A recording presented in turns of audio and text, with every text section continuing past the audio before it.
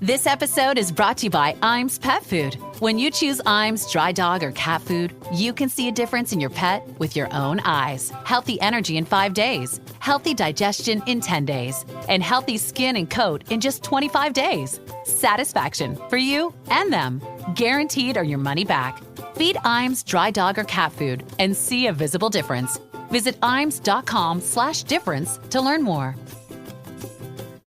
What if you could hear your favorite song for the first time again? Introducing the all-new, reimagined Nissan Kicks. With an available Bose Personal Plus sound system that uses speakers in the headrest to create a 360-degree listening experience. You've never heard anything like this. Reimagine your music and your drive. Experience the all-new, reimagined Nissan Kicks for yourself at nissanusa.com today. Available feature. Bose is a registered trademark of the Bose Corporation. This is Optimal Health Daily, The Importance of Variety by Ross Enamait of rosstraining.com. And I'm Dr. Neil, your very own personal narrator. Welcome to a Tuesday edition of Optimal Health Daily. Remember, this is one of 5 podcasts where we read to you from blogs for free so that you don't have to read them yourself, except on Fridays. That's where I usually answer your questions. And now, let's get right to another post as we optimize your life. The Importance of Variety by Ross Enamait of rosstraining.com. Variety is defined as the quality or state of having different forms or types. Variety can be important within a strength and conditioning program. Athletes involved in multifaceted events have a need for variety as they must develop multiple physical qualities. Think of the combat athlete as the perfect example. It is not enough to be strong if one lacks endurance. It is not enough to be fast if one lacks power. The fighter who is well-rounded is often the fighter who excels. Unfortunately, many trainers and athletes follow a narrow-minded approach to fitness. These individuals select a sole training modality. They reap the benefits of one style while ignoring and often discrediting the effectiveness of all others. Consider the common argument about body weight exercise and weight training. One individual may boast superiority based on his ability to perform 20 pull-ups and 100 push-ups. Another individual may claim superiority based on his barbell squat and bench press abilities. So who is the superior athlete? To those expecting an answer, unfortunately, I cannot provide one. There is no correct answer. An athlete is not defined by his ability to perform a certain number of repetitions or by how much weight he can lift. Athletes must be evaluated and judged based on performance. There is no training device or system that serves as a panacea for strength and conditioning. Too many individuals spend excessive amounts of time trying to justify their training system while discrediting others. These individuals will be better served by incorporating variety into their program.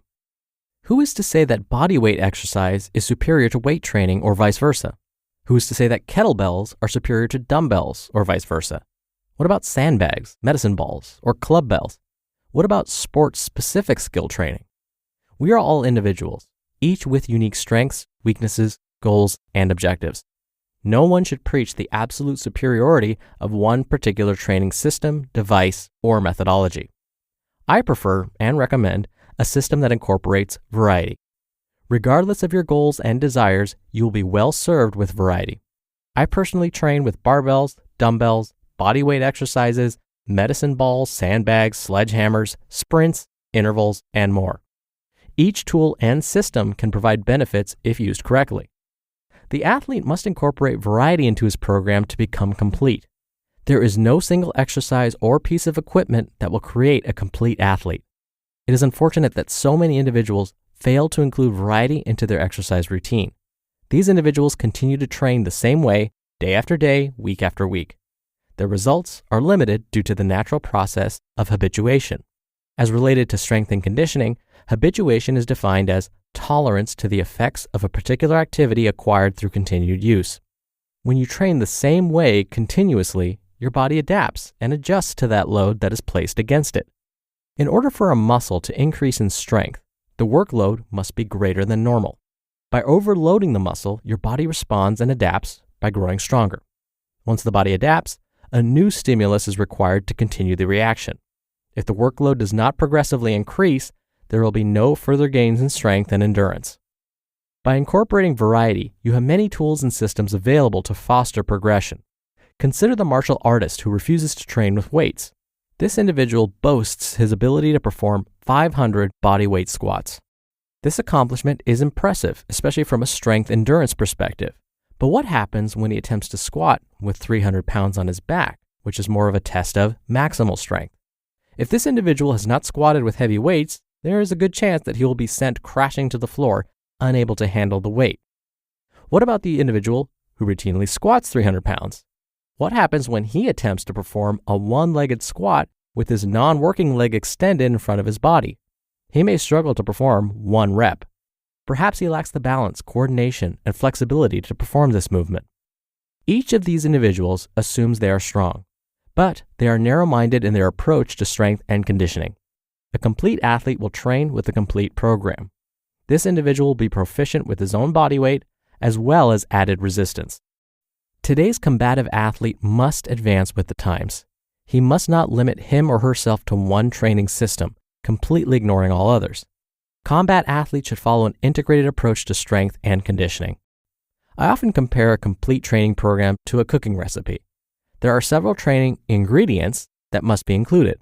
The combat athlete must first focus on developing and advancing his current skill set. Boxing, wrestling, and MMA are skill sports. Without skill, the athlete will have no avenue to deliver his strength and conditioning. In addition to skill training, the athlete must condition himself to apply his skill. Common conditioning methods include interval training, heavy bag training, non-weighted GPP or general physical preparation, swinging a sledgehammer, and more. Common GPP exercises include burpees, jumping jacks, split jumps, mountain climbers, push-ups, and bodyweight squats. Another important ingredient is strength training. Combative athletes should incorporate variety into their strength training program by working with barbells, dumbbells, sandbags, bodyweight exercises, etc. Variety will expedite training results while providing an avenue for continued progression. So how do you find time for each training device? The answer is simple. You cannot work with each training device during one session. Incorporating variety within the plan is often much more subtle. Examples include altering exercise selection, working with a different variation of a similar exercise. For example, doing pull-ups versus doing chin-ups, or doing bench presses versus doing floor presses, etc. You can also add weight, modify your repetition scheme, and train with different tools. For example, use barbells instead of dumbbells, or vice versa. For example, you can develop a solid foundation by training with weights and bodyweight exercise.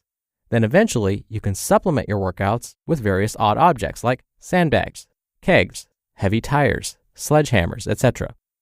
Using myself as an example, let's take a step back in time and look at a sample week from the summer of 2004. Monday, strength work with dumbbells, sandbags, and bodyweight exercise. Tuesday, plyometric work with the medicine ball, bodyweight variations, and sledgehammer training. Wednesday, energy system conditioning, along with bodyweight exercise. Thursday, strength work with dumbbells, sandbags, and bodyweight exercise. Friday, plyometric work with the medicine ball, bodyweight variations, and sledgehammer training. Saturday, energy system conditioning, along with bodyweight exercise. Sunday, rest. On Monday and Thursday, I focus on strength training. I integrate dumbbell training with sandbags and bodyweight exercise. I focus on full body movements such as dumbbell swings, snatches, overhead lifts, heavy rows, one-legged squats, handstand push-ups, and a variety of sandbag power lifts. On Tuesday and Friday, I integrate a variety of medicine ball drills with explosive bodyweight movements. I also train with the sledgehammer. I work through a variety of conditioning drills by smashing the sledgehammer against a large truck tire. Wednesday and Saturday are reserved for my most intense conditioning sessions. These days include interval training on the track, hill sprints, sled dragging, and a variety of other conditioning drills. In addition to the schedule I just listed, I train at the boxing gym during the evenings. The boxing workout includes skill training, sparring, core training, and more conditioning drills. As you can see, there is not one training style that I single out over all the others. Instead, I'm able to reap the benefits of an integrated training program. The program is constantly changing to prevent habituation. I continue to attack and target the muscles from different angles with different movements. Be wary of those fitness gurus who recommend one training device over all others. There is a good chance that the individual has a financial interest in the training tool or system. Do not allow one's marketing speech to deter you from incorporating variety into your training routine. Mix it up, incorporate variety, and have fun. You just listened to the post titled The Importance of Variety by Ross Enamait of rosstraining.com, and I'll be right back with my commentary. When you're hiring, it feels amazing to finally close out a job search. But what if you could get rid of the search and just match?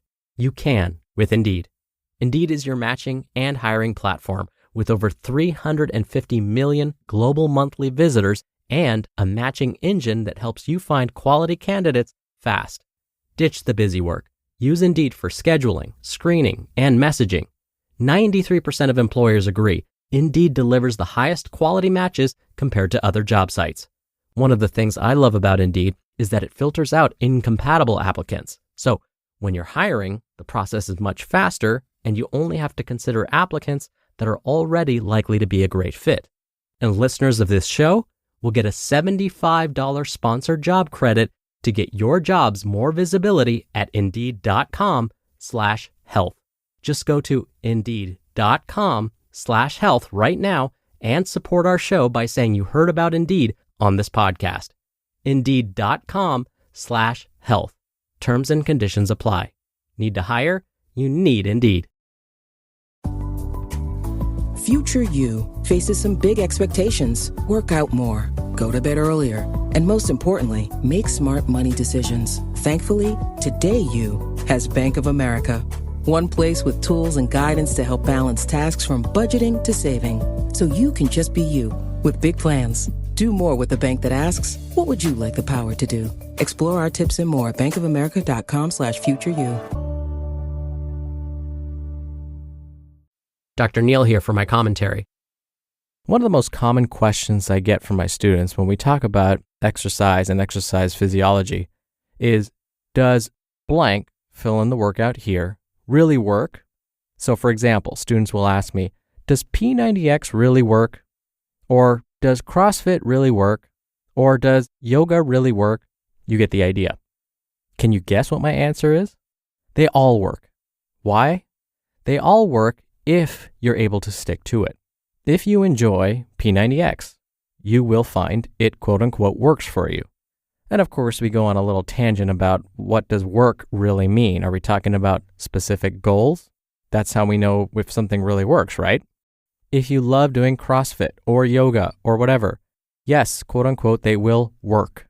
And again, that's only because you go back. You're consistent with it because you kind of sort of enjoy it. So all workout routines have the potential to help you reach your goals.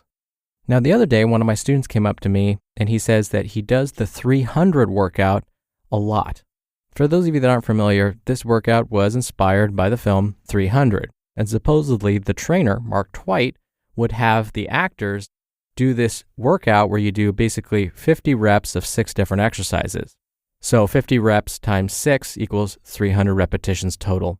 Hence the title of the workout, 300. So going back to my student, he said he likes to perform that workout a lot, but he was complaining because he wasn't seeing any real changes in his muscle mass. The problem is, I told him, is that your body has adapted to it or has habituated to it, as Ross mentioned in his post. You've got to vary the routine somehow. You've got to do something different to trigger your muscles to grow.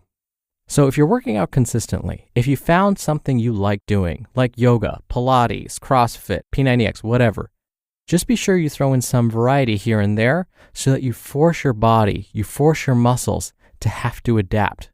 And that's when you'll start to see new gains. All right, that's it for today. Thank you for listening. Thank you for being a subscriber to the show. I hope you have a great rest of your day. I'll see you tomorrow where your optimal life awaits.